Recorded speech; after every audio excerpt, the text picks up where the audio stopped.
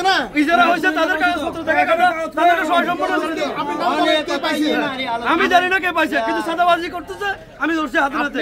আমি একজন সচেতন নাগরিক, তো এটা ঠিক আছে। আপনি তো সচেতন হইলে জানতে হবে কে পাইছে, আসলে পাইছে কে, পায় নাই বলতেছেন, পাইছে কে আমি জানি না।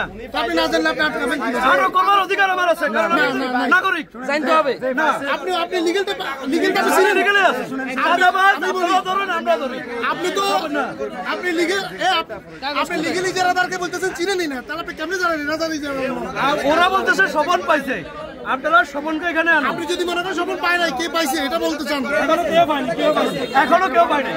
আমরা জানি পাইছে না, এখনো কেউ পায়নি। না এটা তো সরকারি গেছে, পয়লা বৈশাখ থেকে পেয়ে যায়। আপনারা কাগজ ওদেরকে বলেন কাগজ শো করার জন্য। এখন আপনি তো নতুন ইজারা, আমি বলছি যে ওদেরকে কাগজ শো করার জন্য। আপনি যদি চিনেন না, আপনি বাধা কিভাবে দেন? আমি বাধা অবশ্যই দিব, কারণ আমি একজন নাগরিক। নাগরিক আপনি চিনতে হবে।